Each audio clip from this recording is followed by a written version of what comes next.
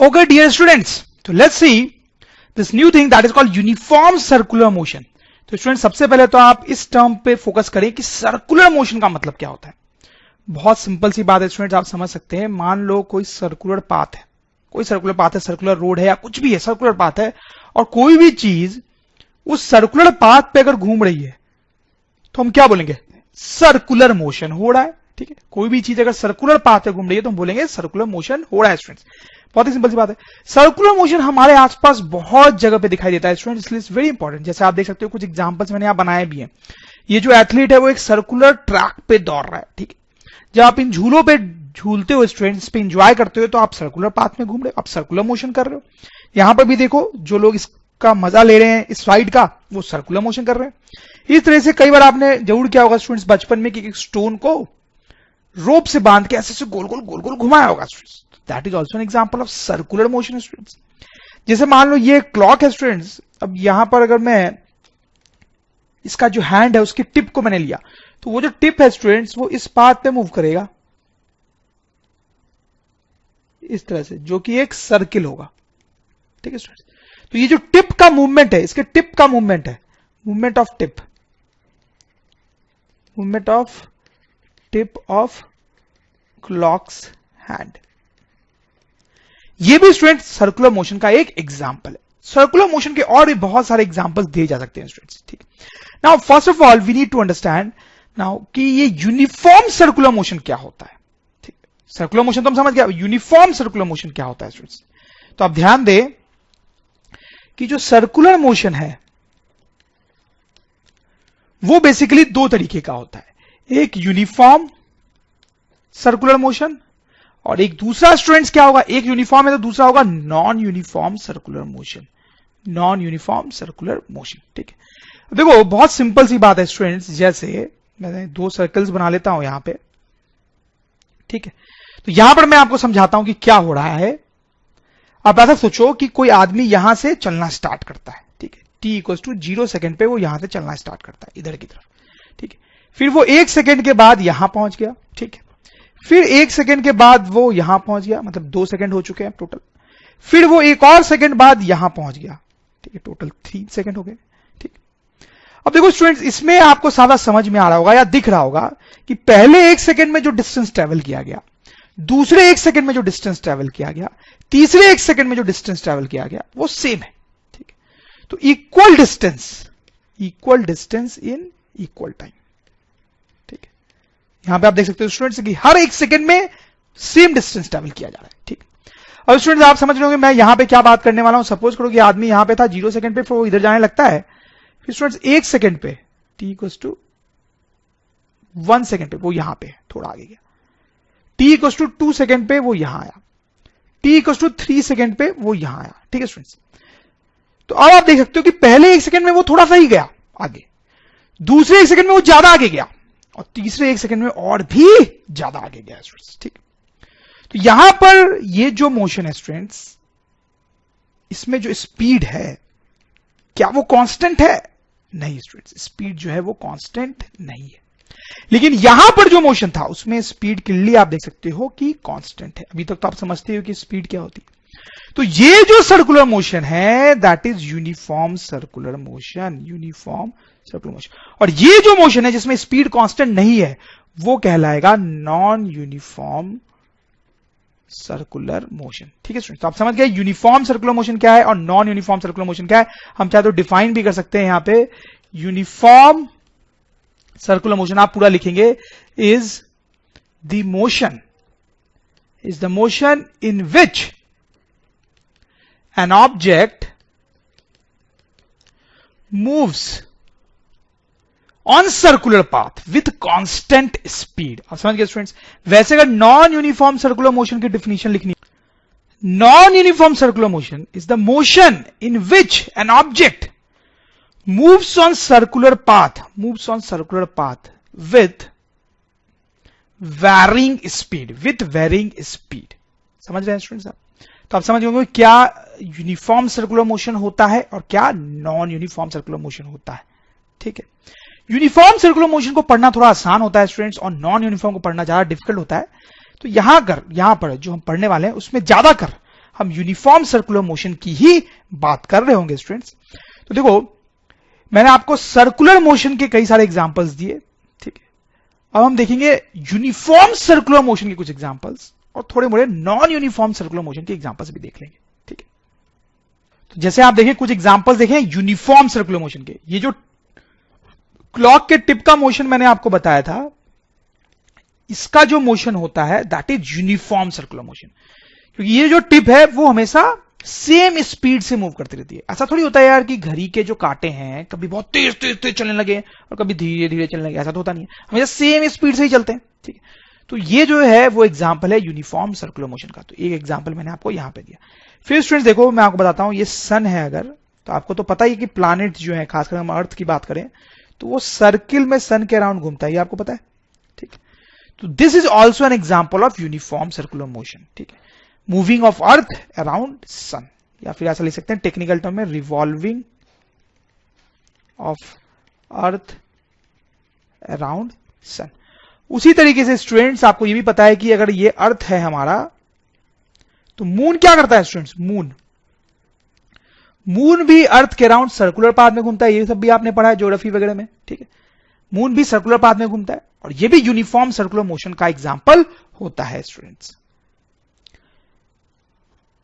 फिर स्टूडेंट मैं आपको कुछ और एग्जांपल्स भी दे सकता हूं ऐसे एस्ट्रोनॉमी से रिलेटेड, जैसे अर्थ ही है तो आपको शायद पता हो स्टूडेंट्स कि अर्थ के अराउंड बहुत सारे सैटेलाइट जो हैं वो घूमते रहते हैं, ठीक है। बहुत सारे मैन मेड सैटेलाइट्स, ठीक है स्टूडेंट्स। बहुत सारे सैटेलाइट्स हमने बना के स्टूडेंट्स स्पेस में छोड़े जो अर्थ के अराउंड घूमते रहते हैं, they are also doing uniform circular motion students. तो आप देखो कई सारे एग्जांपल्स हमने देख लिए। अब ये भी देख सकते हो स्टूडेंट्स, ये आदमी जो इस ट्रैक पे घूम रहा है, अब ये तो इसकी मर्जी है कि ये सेम स्पीड से घूमता रहे या अपनी स्पीड चेंज करता रहे, ठीक है। तो अगर ये सेम स्पीड से ही घूमता रहता है, सेम स्पीड से ही घूमता रहता है विदाउट चेंजिंग हिज स्पीड, तो ये भी एक एग्जांपल हो जाएगा यूनिफॉर्म सर्कुलर मोशन का, ठीक है। Man running on circular track with constant speed, अगर वो कांस्टेंट स्पीड से अगर दौड़ता रहे तो वो भी एक एग्जांपल होता है यूनिफॉर्म सर्कुलर मोशन का स्टूडेंट्स, ठीक है। लेकिन हाँ एट द सेम टाइम अगर ये कांस्टेंट स्पीड से नहीं दौड़ रहा है, कभी तेज दौड़ा फिर कभी धीरे दौड़ा, फिर कभी तेज दौड़ा कभी धीरे दौड़ा, तो this will become an example of non uniform circular motion, ठीक है। तब ये एक नॉन यूनिफॉर्म सर्कुलर मोशन का एग्जांपल बन जाएगा। ओके चलो एक छोटा सा क्वेश्चन पूछता हूं स्टूडेंट्स मैं आपसे कि जब आप ऐसे इस राइड पे घूमते हो ना, ऐसे बहुत मजे लेके घूमते हो, तो आप सर्कुलर मोशन कर रहे हो, वो यूनिफॉर्म सर्कुलर मोशन है या नॉन यूनिफॉर्म सर्कुलर मोशन है, क्या लगता है आपको स्टूडेंट्स? सोचो। देखो स्टूडेंट्स मैं आपको याद दिला दूं, आप सोच पाएंगे कि जब ये राइड स्टार्ट होती है ना तो धीरे धीरे घूमती है, धीरे धीरे घूमती है। तो जब ये स्टार्ट होती है इनिशियली तो ये स्लो घूमती है, ठीक है। फिर ये धीरे धीरे स्पीड पकड़ती है और बहुत तेज तेज घूमने लगती है, ठीक है। उसके बाद ये बहुत फास्ट होती है, ठीक है स्टूडेंट्स। फिर जब इसको रुकना होता है तो क्या होता है स्टूडेंट्स, फिर वो धीरे होती है, तो फिर ये स्लो होती है, फाइनली रुकती है। तो स्टूडेंट आप देख सकते हो कभी वो धीरे घूमी, कभी तेज घूमी, कभी धीरे घूमी, तो इसमें स्पीड जो है वो क्लियरली कांस्टेंट नहीं है स्टूडेंट्स, स्पीड जो है वो क्लियरली कांस्टेंट नहीं है, मतलब ये नॉन यूनिफॉर्म सर्कुलर मोशन है, नॉन यूनिफॉर्म सर्कुलर मोशन का एग्जाम्पल हो गया है। समझ में आई बात? तो अब नई चीज की तरफ थोड़ा रुक करते हैं स्टूडेंट्स। देखो क्या है, आप जरा समझने की कोशिश करना। सपोज करो एक आदमी जो है इस ट्रैक पे चल रहा है, कोई आदमी है, कोई ऑब्जेक्ट है जो इस ट्रैक पे चल रही है स्टूडेंट्स, ठीक है। आप देख सकते हो एक स्क्वायर टाइप का ट्रैक है। तो देखो जब आदमी यहां से ऐसे ऐसे चला तो क्या उसकी डायरेक्शन चेंज हो रही है, उसकी वेलोसिटी की जो डायरेक्शन है, हमने देखा कि वेलोसिटी जो है उसके पास डायरेक्शन होती है ना स्टूडेंट्स, उसकी बात आप करें यहां पे, उसको सोचें। तो जब आदमी यहां पे इस पे ऐसे ऐसे चल रहा है, ऐसे चल रहा है, ऐसे चल रहा है, तो क्या उसकी डायरेक्शन चेंज हो रही है वेलोसिटी की? सोचो नहीं हो रही है, अभी तक डायरेक्शन चेंज नहीं हो रही है। अब सोचो स्टूडेंट, जैसे ही वो इधर की तरफ जाया तो अब डायरेक्शन चेंज हो गई, पहले ऊपर की तरफ जा रहा था, अब राइट की तरफ जा रहा है, तो डायरेक्शन चेंज हुई। फिर वो सीधा जा रहा है, डायरेक्शन चेंज नहीं हो रही है, ठीक है। अब वो जैसे नीचे जाएगा डायरेक्शन क्या होगी स्टूडेंट? चेंज होगी। फिर नीचे जा रहा है, डायरेक्शन चेंज नहीं हो रही है, नीचे जाता जा रहा है, डायरेक्शन चेंज हो रही है। अब जैसे टर्न लेगा डायरेक्शन चेंज हो रही है, फिर आगे गया डायरेक्शन चेंज नहीं हो रही है, फिर जैसे ऊपर का डायरेक्शन चेंज हो रही है।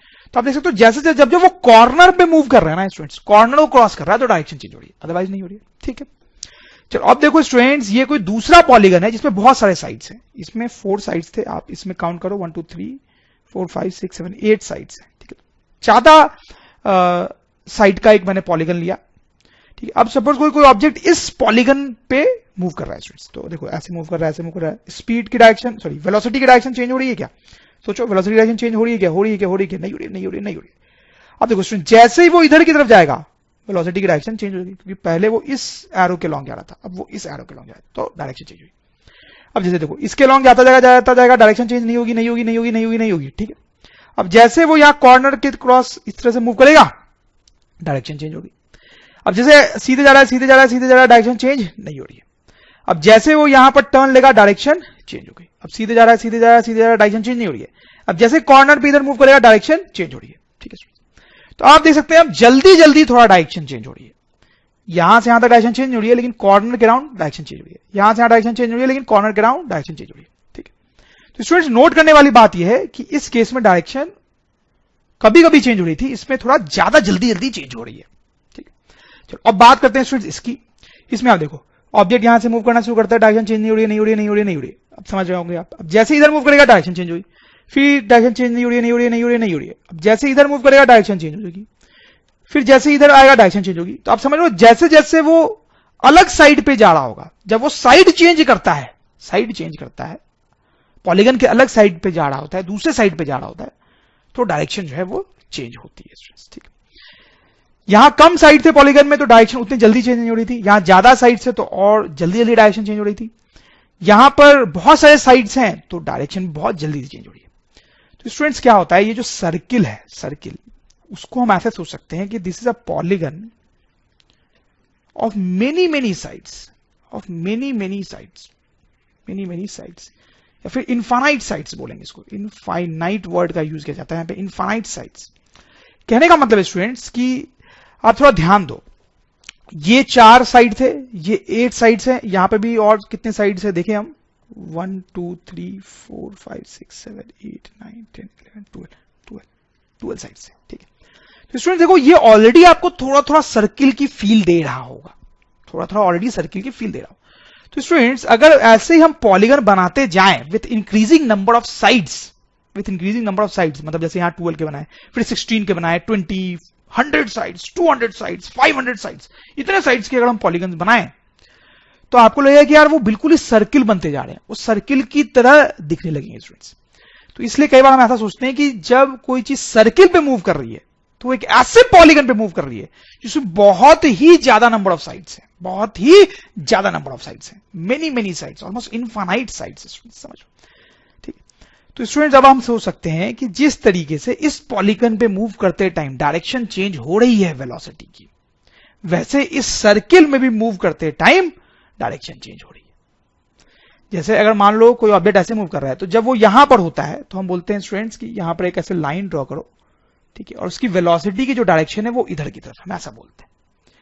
जैसे मान लो वो ऑब्जेक्ट यहां पर है, अभी यहां पर है, ठीक है, तो हम बोलते हैं कि यार ऐसे एक लाइन ड्रॉ कर लो यहां पे, ठीक है, इस तरह से जो टच कर रही हो सर्किल को, और वेलोसिटी की जो डायरेक्शन है वो इधर होगी। जब वो ऑब्जेक्ट यहां पे होगा तो हम बोलते हैं इस तरह से एक लाइन ड्रॉ कर लो और वेलोसिटी की डायरेक्शन इधर होगी। यहां पर है तो हम बोल लेते हैं इस तरह से एक लाइन ड्रॉ कर लो और वेलोसिटी की डायरेक्शन इधर होगी। अगर यहां पर है तो इस तरह से एक लाइन ड्रॉ कर लो और वेलोसिटी की डायरेक्शन इधर होगी। यहां पर है स्टूडेंट्स तो इस तरह से एक लाइन ड्रॉ कर लो, वेलोसिटी की डायरेक्शन इस तरह से एक लाइन ड्रॉ कर लो, वेलोसिटी डायरेक्शन इधर होगी। ठीक है, आप समझ रहे हो मेरी बात? जिस तरह से इन पॉलीगन्स पे मूव करते टाइम डायरेक्शन चेंज हो रहा था, वैसे इस सर्किल पे मूव करते टाइम भी डायरेक्शन चेंज हो रही है वेलोसिटी की। और कैसे चेंज हो रही है वो भी हम सोच सकते हैं। जब यहां पर है ए पॉइंट है तो सोच सकते हैं डायरेक्शन इधर की तरफ है, बी पॉइंट पे तो सोच सकते हैं डायरेक्शन इधर पे, सी पॉइंट पे तो डायरेक्शन इधर की तरफ है, एंड सो ऑन।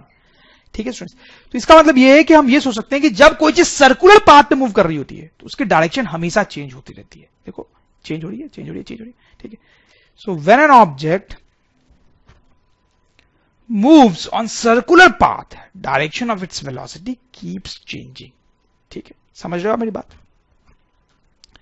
चलो तो एक क्वेश्चन बताओ स्टूडेंट्स। ठीक है, कोई ऑब्जेक्ट सर्कुलर मोशन कर रहा है, इस सर्कुलर पाथ पे घूम रहा है, ठीक है, यहां पर जब वो इधर इस रीजन में कहीं पर था तो उसकी जो स्पीड थी वो 2 मीटर पर सेकेंड थी। ठीक है, जब वो इस रीजन में कहीं पर है तो उसकी जो स्पीड है स्टूडेंट्स वो 3 मीटर पर सेकेंड है।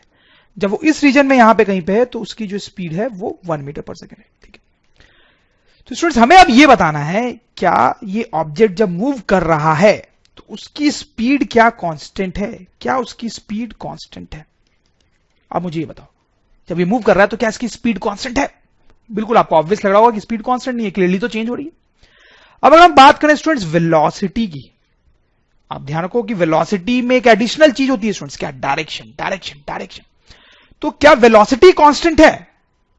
नहीं स्टूडेंट्स, वेलोसिटी के दो पार्ट्स होते हैं, एक उसकी वैल्यू जिसको हम मैग्नीट्यूड बोलते हैं और एक उसका डायरेक्शन। ठीक है, वेलोसिटी को कांस्टेंट हम तब बोलते हैं, वेलोसिटी को कांस्टेंट हम तब बोलते हैं, कब बोलते हैं, जब उसकी वैल्यू जो है वो कांस्टेंट हो और उसका जो डायरेक्शन हो वो भी कांस्टेंट हो। हमने देखा स्टूडेंट्स, स्पीड के पास सिर्फ वैल्यू होती है, वेलोसिटी के पास अपनी वैल्यू मैग्नीट्यूड होती है, साथ ही साथ डायरेक्शन भी होता है। हम वेलोसिटी को तब कांस्टेंट बोलते हैं जब वैल्यू भी उसकी कांस्टेंट हो और डायरेक्शन भी कांस्टेंट हो। लेकिन यहां तो साफ साफ दिख रहा है कि वैल्यू कांस्टेंट नहीं है। ठीक है, यहां पे वेलोसिटी की वैल्यू 2 थी, यहां वेलोसिटी की वैल्यू 3 थी और यहां वेलोसिटी की वैल्यू 1 है। तो वैल्यू कांस्टेंट नहीं है वेलोसिटी की, इसलिए वो कांस्टेंट नहीं हो सकता। डायरेक्शन चेक करने की जरूरत ही नहीं है, दोनों में से एक भी चीज अगर कांस्टेंट नहीं है तो कांस्टेंट नहीं है वेलोसिटी। तो इस केस में वेलोसिटी कांस्टेंट नहीं है, स्पीड भी कांस्टेंट नहीं, बहुत सिंपल। और सोचो स्टूडेंट्स कि अब दूसरे केस में जब आदमी सर्कुलर मोशन पे मूव कर रहा है तो उसकी स्पीड यहां पर 2 मीटर पर सेकेंड है, यहां पर भी 2 मीटर पर सेकेंड है, यहां पर भी 2 मीटर पर सेकेंड है, हर जगह पे उसकी स्पीड जो है वो 2 मीटर पर सेकेंड है। तो ऑब्वियसली आप समझ ही गए होंगे कि स्पीड तो यहां पे क्या है, constant, constant, uniform circular motion है। ठीक है, uniform circular motion, speed constant. अच्छा, अब मुझे मेन चीज आप बताओ जो मैं पूछना चाहता हूं कि वेलोसिटी कांस्टेंट है या नहीं, ये जो स्टेटमेंट मैंने लिख दिया है वो सही है या नहीं। तो स्टूडेंट्स अभी मैंने आपको बताया कि वेलोसिटी जो है उसकी एक वैल्यू होती है और दूसरा उसका डायरेक्शन भी होता है। तो आप देख सकते हो वैल्यू तो उसकी फिक्स है, हमेशा 2 है 2 है 2 है, तो ये कांस्टेंट है। ठीक, इसमें कोई डाउट नहीं। ठीक है, डायरेक्शन, डायरेक्शन क्या उसकी सेम रहती है हमेशा। आप सोचो, अभी अभी तो मैंने पढ़ाया स्टूडेंट्स, देखो जब वो ए पॉइंट पे है तो उसकी डायरेक्शन वेलोसिटी की हम बोलेंगे इधर है, जब वो इस बी पॉइंट पे है तो हम बोलेंगे डायरेक्शन जो है वो इधर है, जब वो सी पॉइंट पे है तो हम बोलेंगे डायरेक्शन इधर है वेलोसिटी की। ठीक है, जब यहां डी पॉइंट पे है तो हम बोलेंगे वेलोसिटी की डायरेक्शन इधर है। तो डायरेक्शन सेम कहां है, डायरेक्शन तो कंटिन्यूअसली चेंज हो रही है, तो ये जो है वो चेंजिंग है, चेंजिंग। ठीक है स्टूडेंट्स, तो क्योंकि डायरेक्शन कांस्टेंट नहीं है तो हम बोल देंगे वेलोसिटी कांस्टेंट नहीं है। तो this is a very important thing students, क्या कि in uniform circular motion speed is constant. Uniform circular motion में स्पीड तो कांस्टेंट होता है लेकिन जो वेलोसिटी है वो कांस्टेंट नहीं होती है स्टूडेंट्स। क्यों वेलोसिटी कांस्टेंट नहीं होती है? As direction is changing, as direction is changing. अब स्टूडेंट्स यहां पे मैं एक और चीज आपसे पूछ सकता हूं, ठीक है, ये जो केस था यूनिफॉर्म सर्कुलर मोशन है, ये यूनिफॉर्म सर्कुलर मोशन, ठीक है, इस केस में एक्सेलरेशन का क्या सोचना है आपको कि एक्सेलरेशन जीरो होगा या नहीं होगा? आप ये बताएं, एक्सेलरेशन जीरो होगा या नहीं होगा? आप शायद भूल गए होंगे, बहुत टाइम हो गया है थोड़ा एक्सेलरेशन के बारे में बात करते हुए। देखो मैं आपको बताऊं, एक्सेलरेशन जीरो नहीं होगा स्टूडेंट्स।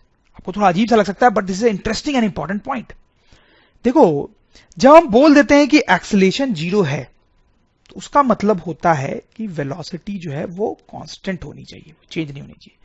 और उसका मतलब होता है कि जो वैल्यू है वेलोसिटी की, वैल्यू वो भी कांस्टेंट होनी चाहिए और जो उसकी डायरेक्शन है वेलोसिटी की वो भी कांस्टेंट होना चाहिए। तो जब हम एक्चुअली बोल रहे होते हैं कि एक्सेलरेशन जीरो है तो उसका मतलब होता है कि वेलोसिटी कांस्टेंट है, मतलब उसकी वैल्यू भी कांस्टेंट है और उसका डायरेक्शन भी कांस्टेंट है। और आप समझ गए होंगे क्या चक्कर है कि वैल्यू तो कांस्टेंट है, डायरेक्शन चेंज हो रही है। तो इस केस में हम बोलेंगे एक्सेलरेशन जीरो नहीं है स्टूडेंट्स, प्लीज नोट दिस, ठीक है।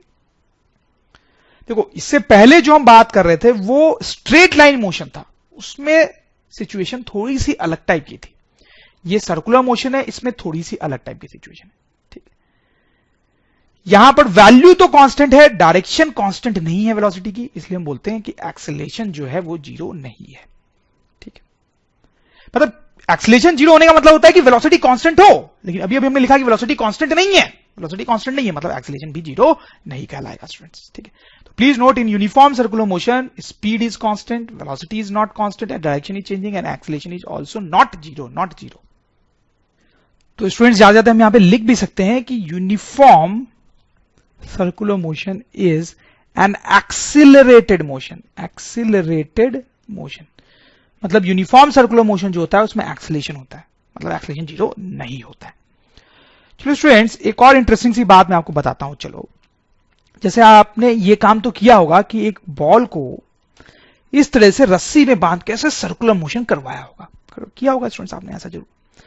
अच्छा स्टूडेंट्स, अगर आप रस्सी को छोड़ दो, ठीक है, लीव द रोप, या फिर रस्सी टूट ही जाए, रोप ब्रेक्स, दोनों ही केस में क्या तो आपने रस्सी को छोड़ दिया या फिर रस्सी जो है वो टूट गई स्टूडेंट्स, रस्सी जो है ऐसे बीच से टूट गई। तो स्टूडेंट्स अब आगे क्या होगा? ये जो बॉल है क्या अभी भी ये सर्किल में घूमती रहेगी? आप सोचो कि आपने इसको छोड़ दिया, ठीक है, या रस्सी टूट गई, क्या अभी भी ये घूमती रहेगी सर्किल में, गोल गोल घूमती रहेगी? सोच के देखो जरा। नहीं स्टूडेंट्स, ऐसा बिल्कुल भी नहीं होगा, ठीक। तो क्या होगा आगे, क्या होगा बताओ आप? कभी आपने ध्यान दिया स्टूडेंट्स? नहीं दिया होगा शायद, आप देना अगली बार से।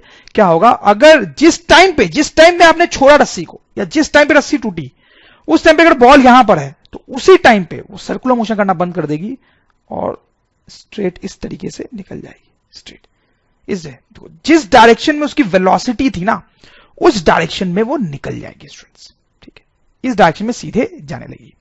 वैसे मान लो स्टूडेंट्स कि जब बॉल यहां पे होती, तब आप छोड़ देते रस्सी को, या तब रस्सी टूट जाती, तो क्या होता? इस डायरेक्शन में इसकी वेलोसिटी थी, वो इस डायरेक्शन की तरफ ही जाने लगती, बॉल इस डायरेक्शन की तरफ ही जाने लगती। उसी तरह से स्टूडेंट आप समझ लो कि अगर यहां पर बॉल होती और उस टाइम पे आप रस्सी को छोड़ देते, रस्सी टूट जाती, तो इधर की तरफ उसकी वेलोसिटी है, वो इधर की तरफ ही जाने लगता है स्टूडेंट्स। आपको मेरी बात समझ में आई? आप ये एक्सपेरिमेंट करके भी देख सकते हो, ठीक है। हम इसको लिख लेते हैं यहां पे, if we leave the rope the ball starts moving along the direction of velocity. It no more does circular motion, ठीक है। मतलब आपने यहां पर अगर छोड़ा है तो वो अब ऐसे ऐसे सीधे जाने लगेगी, इस डायरेक्शन में जाने लगेगी, ठीक है। अब वो सर्कुलर मोशन नहीं करेगी। यहां पर अगर छोड़ा आपने तो ये ऐसे सीधे जाने लगेगी, ठीक है, सर्कुलर मोशन नहीं करेगी, ठीक। यहां पे छोड़ा तो अब वो ऐसे वेलोसिटी के अलॉन्ग सीधे जाने लगेगी, सर्कुलर मोशन नहीं करेगी। स्टूडेंट्स आप ये वेरीफाई भी कर सकते हो, बहुत सिंपल एक्सरसाइज है, करना बहुत आसान है। जैसे एक प्रैक्टिकल एग्जांपल और मैं आपको दे सकता हूं। जैसे देखो, ये आदमी एक कंपटीशन में भाग ले रहा है। ये कंपटीशन ये है कि ये जो बॉल टाइप आपको स्ट्रक्चर दिख रहा है, इसको बहुत दूर फेंकना है इसको, ठीक है। तो ये आदमी कैसे फेंकता है, मतलब इस कंपटीशन में पार्टिसिपेट करने वाले सारे लोग यही प्रोसेस फॉलो करते हैं कि आप देखो, ये इसको सर्किल में घुमा रहा है, बेसिकली ऐसे सर्किल में घुमा रहा है, ठीक है। और उसकी फोटो ली गई है कुछ उसी तरीके से जैसे आप घुमा रहे थे यहाँ पे सर्किल पे, ठीक है। फिर स्टूडेंट्स ये क्या करेगा, कुछ देर बाद ये इसको छोड़ देगा। ये जो रस्सी या रॉड इसने पकड़ रखी है उसको वो छोड़ देगा। छोड़ने से क्या होगा स्टूडेंट्स? मान लो आपने यहां पे छोड़ा, ठीक है, इस रस्सी को छोड़ा, वैसे उसने भी छोड़ा। जैसे ये बॉल ऐसे सीधे स्ट्रेट लाइन में निकल गई थी, वैसे ही छोड़ने के बाद ये भी स्ट्रेट लाइन में सीधे निकल जाएगी स्टूडेंट्स, सीधे निकल जाएगी और बहुत दूर जाके गिरेगी। तो students, calculating speed in uniform circular motion. तो अब हम कुछ न्यूमेरिकल्स देखेंगे जहां पर यूनिफॉर्म सर्कुलर मोशन हो रहा होगा और हमें स्पीड कैलकुलेट करने को पूछा जाएगा। जैसे एग्जांपल से ही बात करते हैं स्ट्रेट अवे। सपोज स्टूडेंट्स ये एक सर्कुलर पाथ है और एक आदमी उस सर्कुलर पाथ पे चल रहा है, आप देख सकते हो। और ये जो सर्किल है उसका रेडियस भी हमें दिया हुआ है 5 मीटर, सर्किल का रेडियस भी दिया हुआ है 5 मीटर। अब देखो क्वेश्चन में क्या लिखा हुआ है, the man moves around the circle completing 1 revolution in 2 hours. अच्छा स्टूडेंट देखो, तो आदमी इस सर्किल के राउंड मूव करता है, ठीक है, यहां से चल के यहां आता है, यहां आता है, यहां आता है, यहां आता है, यहां आता है, यहां आता है, यहां आता है, यहां आता है, और वापस यहां पहुंच गया। जब वो वापस यहां पहुंच गया तो 1 रिवॉल्यूशन कंप्लीट हो गया, 1 रिवॉल्यूशन, ठीक है स्टूडेंट्स। तो वही लिखा हुआ है, the man moves around the circle completing 1 revolution, एक चक्कर काटता है इन 2 आवर्स, फाइंड स्पीड। तो स्टूडेंट्स बहुत ही आसान होता है। स्पीड निकालने का फॉर्मूला आपको पता ही है स्टूडेंट्स की डिस्टेंस डिवाइड बाय टाइम, ठीक है, सिंपल है, फिजिक्स में भी पढ़ा हमने, मैथ्स में पढ़ा है। डिस्टेंस, अब देखो स्टूडेंट, जब वो 1 रिवोल्यूशन कर रहा है, 1 रिवोल्यूशन कर रहा है, तो डिस्टेंस कितनी मूव कर रहा है? That is equal to circumference of circle, circumference of circle, या फिर जिसको पेरीमीटर ऑफ सर्कल भी बोलते हैं, डिवाइड बाय टाइम। अब सर्कमफेरेंस ऑफ सर्कल का फॉर्मूला शायद आपको पता होगा, नहीं भी पता है स्टूडेंट्स तो मैं आपको बताता हूं, that is 2 pi r. 2 pi r, ये जो लेंथ होती है, ये जो लेंथ होती है, ये यहां से लेके यहां तक, ये जो पूरी लेंथ होती है स्टूडेंट्स, उसको हम बोलते हैं सर्कमफेरेंस ऑफ सर्कल। उसको बोलते हैं क्या? Circumference of circle. और इस लेंथ का एक फॉर्मूला होता है, शायद आपको याद ना हो, आपने कभी पढ़ा होगा, ये जो सर्कमफेरेंस है, ये जो लेंथ है, उसका फॉर्मूला होता है उसको निकालने का, that is 2 pi r. 2 pi r, r is what? Radius. Radius, r is radius of circle, divide by time. ठीक है स्टूडेंट्स, तो देखो 2 पाई की वैल्यू कितनी होती है स्टूडेंट्स? दैट इज 3.14, आपको पता होगा, इंटू आर। आर तो आर जो है स्टूडेंट्स वो तो रेडियस है यहां का, तो radius is 5 divide by time. Time कितना लगा स्टूडेंट्स? टाइम लगा 2 आवर्स। तो ऐसा यूनिट में इसको कन्वर्ट करेंगे सेकंड्स में। ठीक है स्टूडेंट्स, अब आप फर्दर तो सॉल्व कर लेना, सॉल्व करोगे तो that will be speed in metre per second. सॉल्व करके मैं नहीं दिखाऊंगा, वो आप कर सकते हो, थोड़ा लंबा एक्सरसाइज है, but you know what how to do that. ठीक है, समझ में आई बात आपको? बहुत सिंपल है, speed is distance divide by time. ठीक है, तो एक चक्कर जब उसने काटा, एक चक्कर जो काटा, तो डिस्टेंस है वो ये वाली लेंथ, तो सर्किल की ये जो पूरी लेंथ होती है इसको हम बोलते हैं सर्कमफेरेंस ऑफ सर्कल। और उसको निकालने का फॉर्मूला होता है, मैथ्स में हम पढ़ते हैं, that is 2 pi r. R is radius of the circle. ठीक है, चलो एक और क्वेश्चन कर लेते हैं। अब देखो यहां पे अर्थ है और एक सैटेलाइट है जो अर्थ के अराउंड घूम रहा है ऐसे गोल गोल यूनिफॉर्म सर्कुलर पाथ में। A satellite moving in circular orbit of radius this. अच्छा, ये जो सर्कुलर पाथ में मूव कर रहा है स्टूडेंट्स, उसका जो रेडियस है वो बहुत गंदा सा दिया हुआ है, 42250 किलोमीटर। ठीक है, ऐसा यूनिट में कन्वर्ट करेंगे तो 42250,000 मीटर आ जाएगा। ठीक है, ये मीटर में हमने कन्वर्ट किया उसको। Completes 1 revolution in 24 hours. अच्छा, ये सैटेलाइट एक चक्कर कितने टाइम में काटती है? इन 24 आवर्स। इन 24 आवर्स कैलकुलेट स्पीड। तो आपको समझ में आ रहा होगा क्या करना है। Speed is once again distance divide by time. ठीक है, तो एक चक्कर काटने में जो डिस्टेंस ट्रेवल हुई, that is called circumference of circle. Circumference of circle divide by time. और सर्कमफ्रेंस निकालने का फॉर्मूला क्या होता है students? 2 pi r divide by time आ जाएगा। ठीक है, 2 पाई 3.14, आर जो होता है, आर रेडियस, वो दिया हुआ है यहां पे, ऐसा यूनिट में कन्वर्ट भी कर लिया हमने, 42250,000 मीटर, ऐसा unit divide by time. Time दिया हुआ है 24 आवर्स, तो उसको ऐसा यूनिट में कन्वर्ट करेंगे तो इंटू 60 सेकेंड। अब फर्दर आपको कैलकुलेट करना, that will be the answer students. ठीक है, चलो एक और क्वेश्चन कर लेते हैं, this is a good one. इसमें आप देखो, ये जो आदमी है वो यूनिफॉर्म सर्कुलर मोशन करते हुए इस सर्कुलर ट्रैक पे घूम रहा है। ठीक है, जॉगिंग कर रहा है। The man completes 3 rounds of the track of radius 10 metre. ओ, ये जिस ट्रैक पे घूम रहा है स्टूडेंट्स, ये जो ट्रैक पे घूम रहा है उसका रेडियस दिया हुआ है 10 मीटर। देखो दिया हुआ है, the man completes 3 rounds of the track of radius 10 metre. ठीक है, इन 30 मिनट्स। 30 मिनट्स। अब देखो ध्यान से, बोला जा रहा है कि 3 राउंड वो कंप्लीट कर रहा है, 3 राउंड्स इन 30 मिनट्स। ठीक है स्टूडेंट्स, अब ये थोड़ा अलग सा क्वेश्चन है स्टूडेंट्स। तो अब देखो इसको कैसे सॉल्व करेंगे। अगर वो 3 राउंड कंप्लीट करता है 30 मिनट्स में स्टूडेंट्स, तो एक राउंड कंप्लीट करने में उसको कितना टाइम लगेगा? आप निकाल लोगे students, that will B 30 divide by 3 minutes. ये तो यूनिटरी मेथड आपने पढ़ा है मैथ्स में, दैट इज 10 मिनट्स स्टूडेंट्स। ठीक है, 10 मिनट्स। इसका मतलब स्टूडेंट्स, इसको ये पूरा चक्कर मारने में,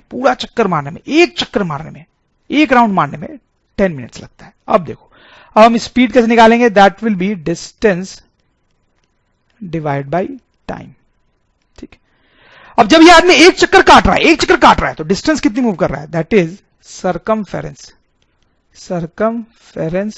of circle divide by time. ठीक, तो जब ये एक चक्कर काट रहा है तो उसने जो डिस्टेंस मूव की, that is circumference of circle, और उसको निकालने का फॉर्मूला बार मैंने आपको बताया, दैट इज 2 पाई आर। ठीक है, डिवाइड बाई टाइम। ठीक है, अब 2 पाई की वैल्यू होती है 3.14 आर, आर रेडियस, रेडियस यहां पे है 10 मीटर, ठीक है, डिवाइड बाय टाइम, टाइम एक राउंड करने में कितना टाइम लगा, 10 मिनट्स, 10 मिनट्स, 10 मिनट्स, ऐसा यूनिट यानी सेकंड में कन्वर्ट करेंगे तो 60 से मल्टीप्लाई कर देंगे। तो अब इसको आप सॉल्व कर लेंगे students, that will be our answer. तो आप देख सकते हैं बहुत सिंपल होता है सर्कुलर मोशन में, यूनिफॉर्म सर्कुलर मोशन में इस तरह से स्पीड निकालना। कर लेंगे स्टूडेंट्स आप ऐसे क्वेश्चंस।